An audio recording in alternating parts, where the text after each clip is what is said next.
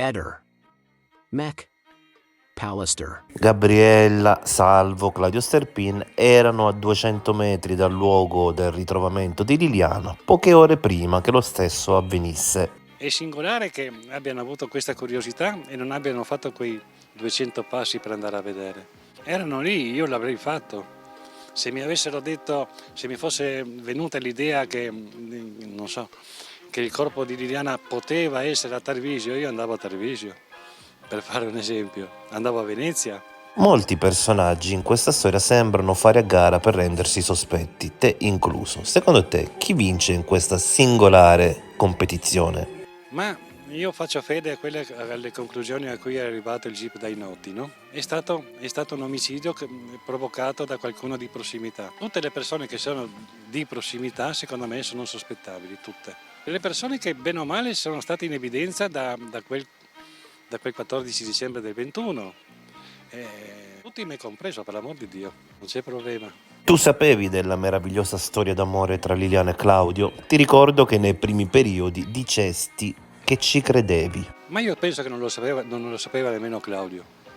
Non c'è niente, non è dimostrato da niente. Il nulla completo. Liliana si può essere proposto per andarlo ad aiutare in casa, sai, era appena morta sua moglie e queste robe qua.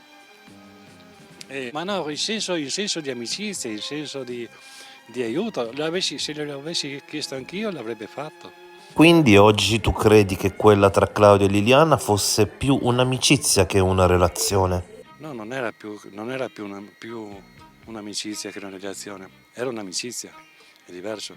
L'Italia si è divisa in sterpiniani e visentiniani, ma secondo te chi tra loro due si è reso davvero più sospetto?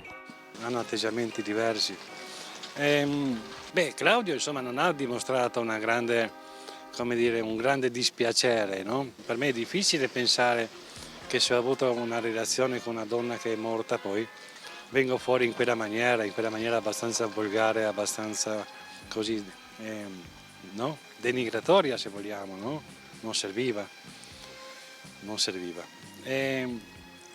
Quel che ho notato da Sebastiano è che lui ha in qualche modo due maschere. Ha la smorfia da selfie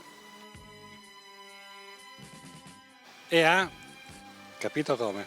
Non si sa bene se è veramente dolore quello che esprime o se è un atteggiamento confacente alle esigenze.